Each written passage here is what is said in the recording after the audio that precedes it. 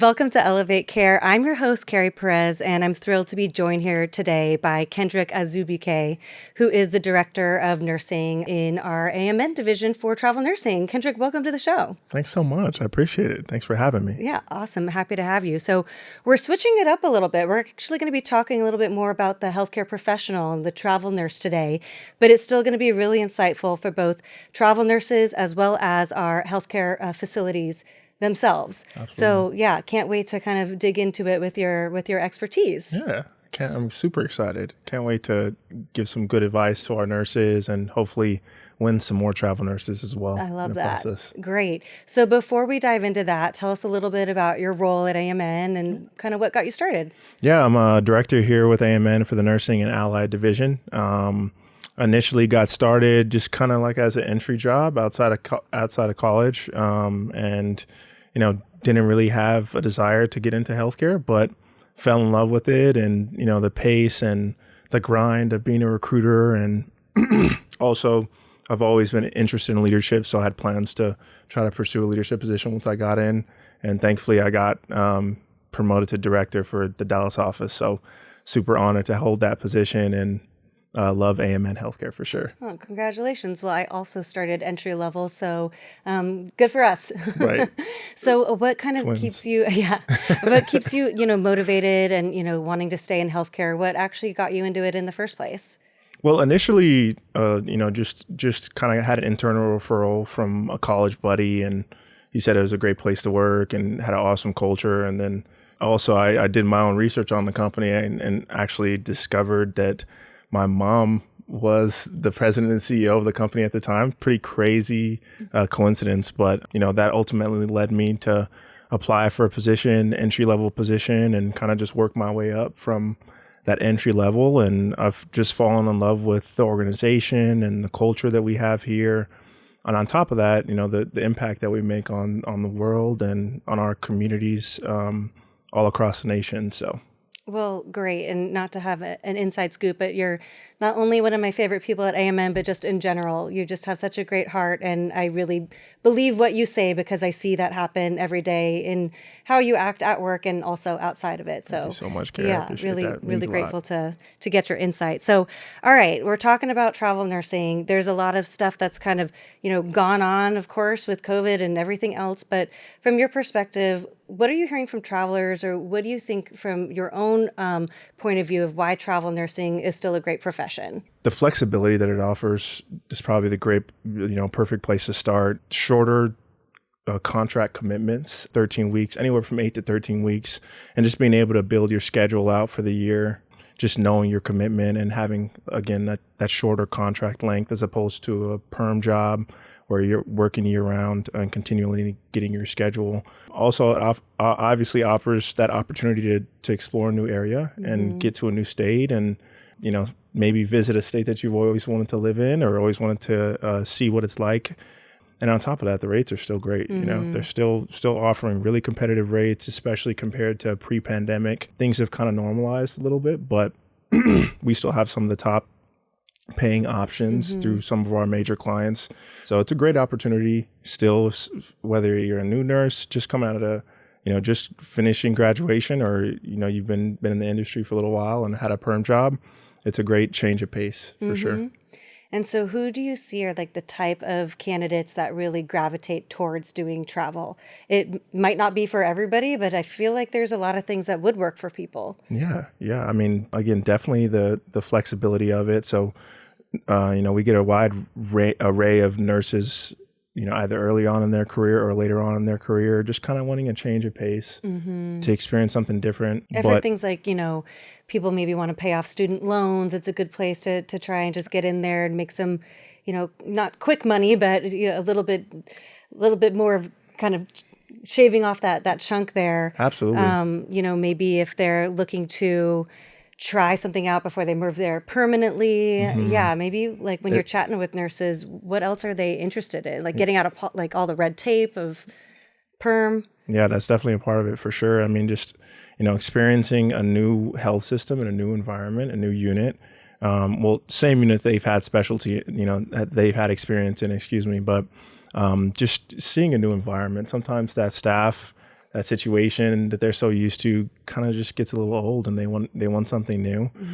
But again, like you said, to pay off student loans and pay off, debts that they may have, just like any person has, getting that tax-free money that you get as a traveler, and, the 2/3 untaxable or non-taxable package is super important. You end up taking a lot more home after you've covered your costs, and you still have the opportunity to work overtime if you need to as well. So great opportunity to make money. I know if I had known what they were making prior, I would have definitely majored in something else in college. That's for sure. Yeah, sign us up.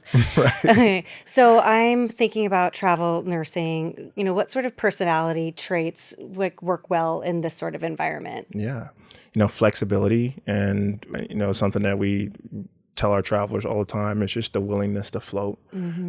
Because most of the time those facilities are putting their, the travelers where they have the most urgent staffing needs, and usually needs that they can't cover through their own staff. So just having that flexibility, willingness to float to another unit, as long as it's in alignment with your experience and where you feel comfortable, of course. But that willingness to float, I think, sets you apart, because a lot of travelers do push back on that, especially as a first-time traveler just getting into that environment. Right. And it's helpful to know that we do have clinical staff where if there are any other questions about kind of going into a new environment, you've got somebody 24/7 to talk to and make sure that it feels right for you. Absolutely, absolutely. The support system that you have, at least here at AMN Healthcare for sure, through your recruiter, through the clinical manager that's overseeing your placement, immediate 24-hour support. If you ever have any questions, we'll find quick solutions for you and make sure that you're feeling supported while on assignment with us for sure. Great. All right. So as we're kind of walking through the process, I'm a nurse. I'm thinking about traveling. I'm wanting to, either have some financial upside. I'm looking to maybe have something different experience or go to a different geography. I've got a mindset of being flexible. Now, how do I think about kind of getting my profile up to speed where it's going to be something really attractive to a client? Yeah. Well, I mean, what's great is AMN has the industry's leading nursing app. It's a free mobile nursing app called AMN Passport. And on it, you could not only update your profile and all your credentials, all your certifications, but you could also set preferences for the type of job that you're interested in and be automatically submitted to that job as soon as we get one available that's in alignment with what your preferences are. So you have a super user-friendly resource available to you as an AMN traveler. And not only that, but you can increase the speed at which your file is submitted to open jobs just based on that feature right there. So, Well, it is still a competitive environment. So, I mean, how important is it to have your profile kind of ready to go when that hot job pops up that you are interested in, in Hawaii, that I'm sure a lot of other people are interested in? Yeah, I mean, it's really mandatory to be able to get that offer these days with how fast things move and how competitive the market is. Most of our hottest jobs get 10, 15 submissions within the first 10, 20 minutes, maybe, based on those preferences that those nurses have set up, based on their profile being up to date and, them having all the requirements for that job on file already. So sometimes you have to go through that process and maybe not get the offer on that first job you submitted to, just to understand what's necessary for the next time around. But you can get out ahead of it and just get the major updates you need on your profile, the skills checklist for your specialty, a couple references from recent employment, and your work history with the resume, and then just make sure you're staying in good communication with your recruiter as well. I think that's so important. Anything that changes about your preferences, anything specific that you absolutely need for your assignment, communicate that, and we'll make sure to have, to align the jobs that we present to those travelers with what they're looking for specifically. And how important is it to, the client as it relates to, obviously they've got urgent needs and they would like somebody filling that spot almost yesterday.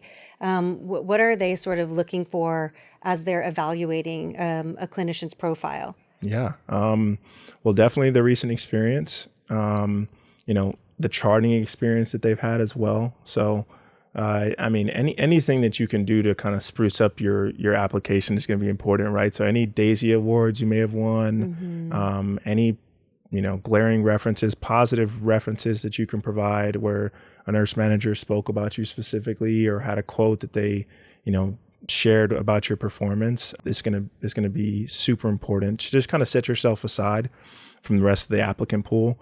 But also, connect with your recruiter first, of course, but potentially calling into the facility, talking to the nurse manager to follow up on your application, especially with some of the smaller client or health systems that you're aiming for, is going to be important, and actually probably will be the reason that you end up getting the offer or not, because our clients are getting a lot of submissions for every one of their jobs.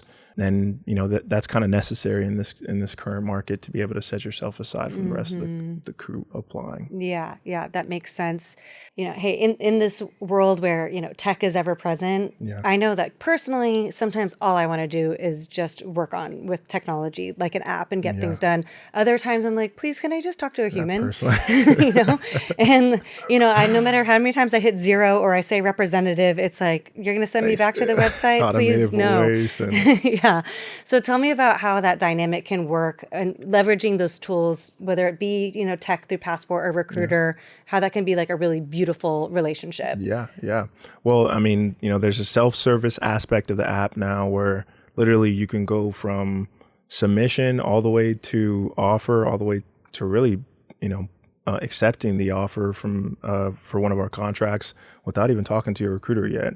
Now, the official confirmation and officially confirming the assignment is you have to have a conversation with your recruiter before that can happen. But you can get all the way up to that offer stage without even connecting with anyone, and that's a recent enhancement that we added this year. So that right there, I think, provides a unique opportunity to travelers to get offers and find the perfect contract for them, probably more than ever before. And then on top of that, you match that with a good communication cadence with your recruiter, and continually updating anything that's changing about your preferences for the assignment that you're looking for. I think that just helps you find the most ideal assignment more often, and at a faster pace, for sure. Because I think that's the key these days, is speed. A lot of the time you do find a job that you're interested in, you find a job that looks like it'll be perfect, and you're just not able to get the offer in time, or maybe you missed the submission by a couple seconds. So anything we can do to speed up that process of obtaining the offer and finding the ideal contract is going to be super important. Yeah.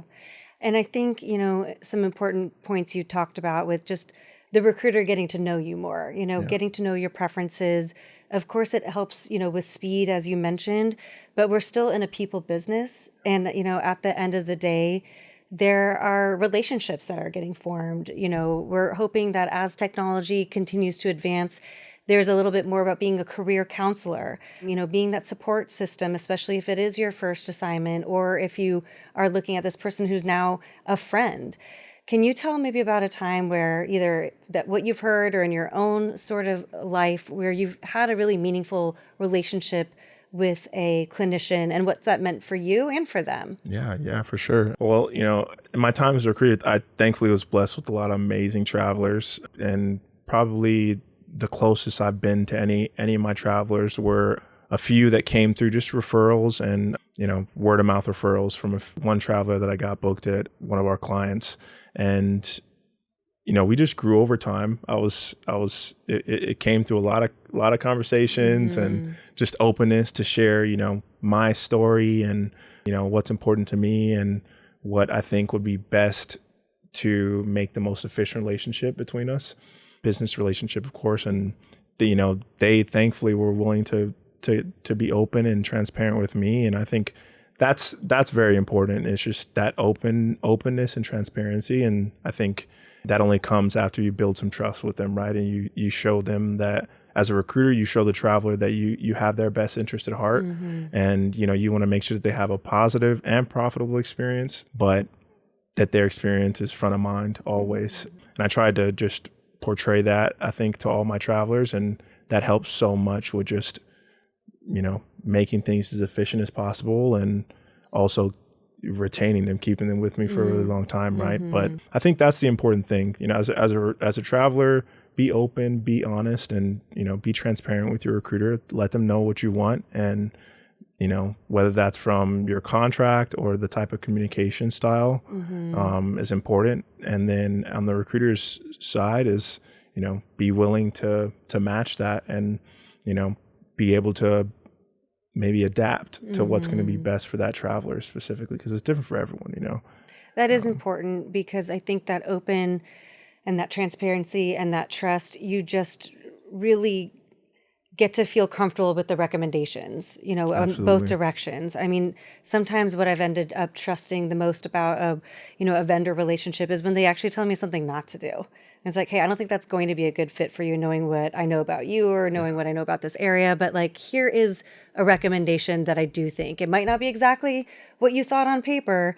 Maybe, you wanted to go to Hawaii and Fresno is, there's no ocean, but, here's what the goals were that you were trying to achieve and why this might be a good step for you. Yeah. Yeah. Absolutely. No, you're so right. I think, with their experience front of mind and, caring most about what is ideal for them, and then aligning that, aligning the jobs that you're sharing them with that, it just shows that, like you care more about what they want and what, is ideal for them, as opposed to what clients we want to fill or, what jobs we're looking to prospect for. Right. And I feel like it's so easy to refer, to do that as the recruiter, but that's so important. It's right. Going based off of what the traveler's preference is.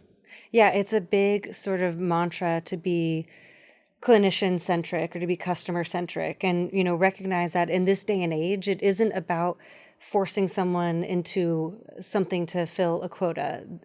They recognize they have choice, not only within, AMN and with a recruiter, but with other agencies. Absolutely. So it's very prudent and, behooves us. Oh, say two words in one That's sentence. good. Okay. That's teaching words there. To make sure that we're caring about that, because ultimately that will reflect in how often they want to work with you. It is not. It's a lot of time and effort on both fronts, whether it is the recruiter or the clinician, to fill out, the paperwork or to get to know someone. You want that to be a lasting relationship, and when there's that trust there, they're more willing to kind of stick with a recruiter than maybe that job that pays $1 more. You're so right. Yeah. You're so right. You hit it right on the nail. You might have a career. Oh, well, hey, when I said I started entry level, I was a recruitment specialist. And then, so it's good stuff. Yeah. Okay. So Kendrick, this dual approach we're talking about with like technology and recruiters, how does this help support clients in getting better fit, assignment ready talent? Yeah. I mean, I think that the dual approach where you have, of course, our technology that clearly states the requirements for a job and aligns, clinicians, a healthy pipeline with travelers that are, eligible for the position just based on those requirements in joint, or I guess working alongside with your recruiter as well. It just leads to, I guess, a more efficient pipeline overall. You have a big pool of candidates who are definitely eligible for the position based on what's required. And on top of that, you have recruiters who are accurately, confirming all of those requirements are on file for the traveler, but also setting them up, with understanding of the urgency of communication and what to expect, but also selling that client, selling that location to that traveler, getting them excited about the opportunity. So you still have all of the human aspect of the job, along with the efficiency and the speed that the technology provides. I love that soundbite. It's complementary. It's not at odds with each other. Absolutely. Yeah. Absolutely. Great.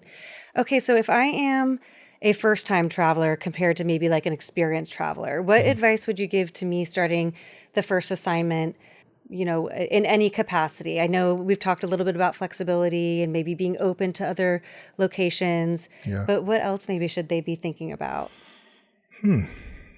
First thing that comes to mind is definitely travel with a friend. First time, there's a little bit of fear of the unknown because you never experience what it's like, and you're getting in front of a whole new unit and a whole new staff, and you kind of put outside of your comfort zone a little bit, right?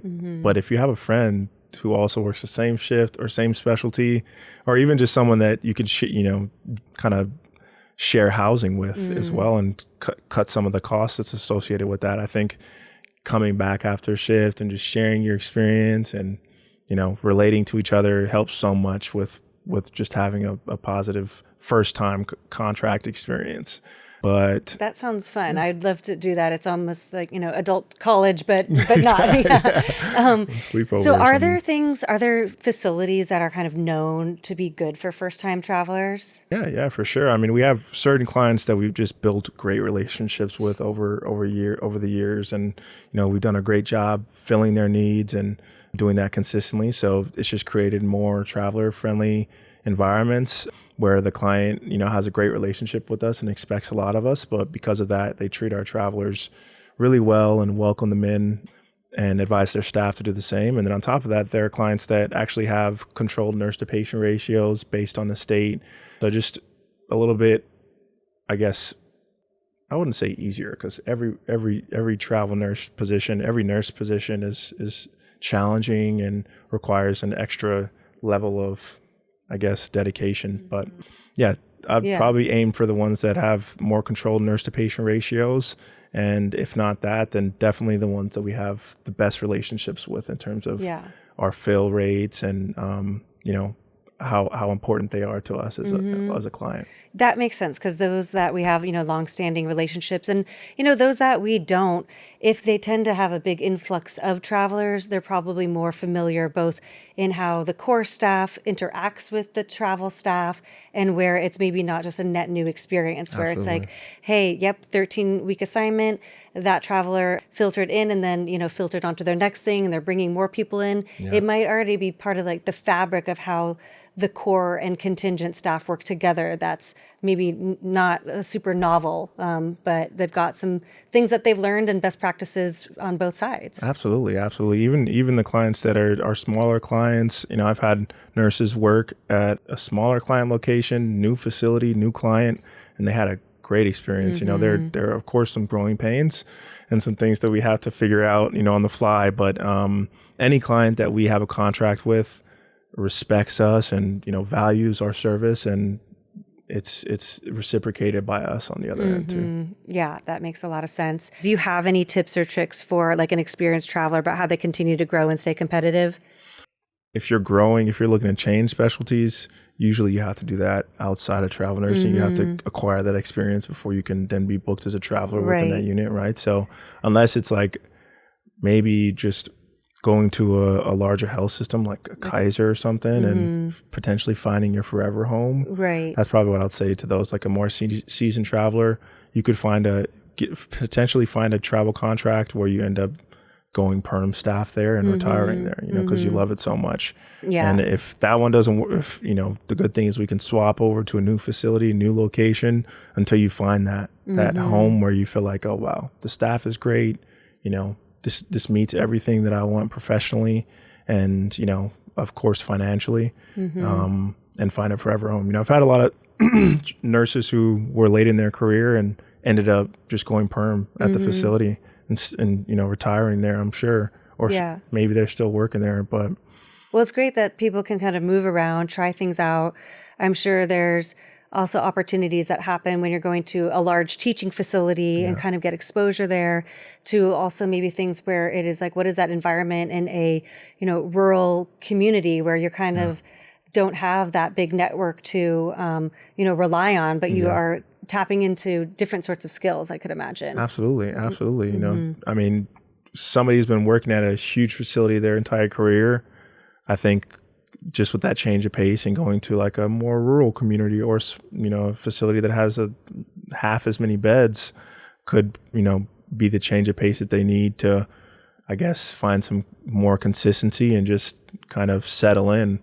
So I definitely advise it. Trying a new environment out, especially if you are feeling like where you're at, what you're doing right now is just not the right fit for you. Well, great. A perfect opportunity to change it up is through an agency, through a travel contract. Right. And again, a lot of flexibility on where you can go, the type of unit you could be on through travel. Excellent. Kendrick, any other sort of tricks of the trade, words of wisdom, either, common pitfalls or key enablers that would be helpful for travelers to be thinking about? Absolutely. So what's big right now is requesting 26-week contracts as opposed to 13. You could request more potentially, but I would always try if you're willing to commit to a little bit longer. And also, understanding that that would come with additional time off requests if you had those. But looking to commit to longer, usually clients are, they jump on that kind of request.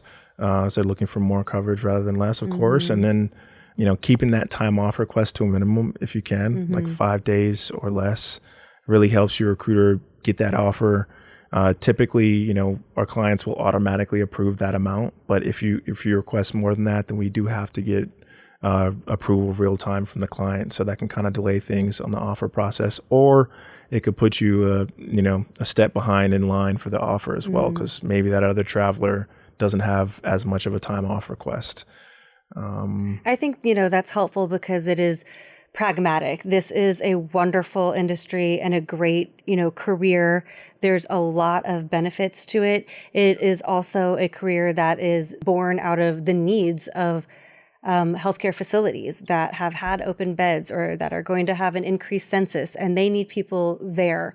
And so with the benefit of all of the travel and the flexibility does come, some responsibility, but in a way that, people should feel really proud of the service that they're providing. And so some of it, like any kind of job, may have some things to consider in order to be best positioned to help serve the needs of the client and the patients. Absolutely. Absolutely. And you hit it right on the nail. I mean, that's ideal. Of course, there's some times where you have a vacation or a trip planned, then there's no way around that. Of course, you deserve to take your time off and you work hard and you earn that. But it could be the reason that you end up getting ahead in the line for the offer, because like you said, it is important for our clients to have that commitment, have that support. And, the travelers that have the availability to support more will, of course, be looked at a little bit ahead in line. Yeah. So.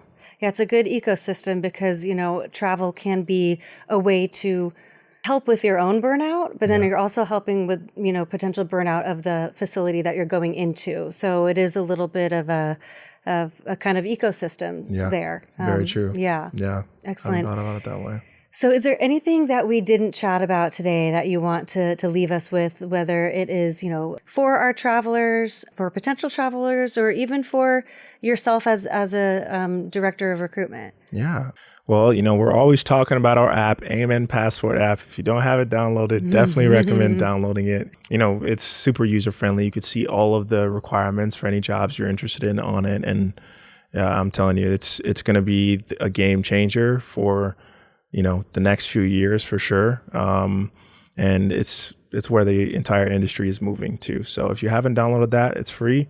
I would say download it and you'll see how much easier it is to get an offer for the contract that you're interested in.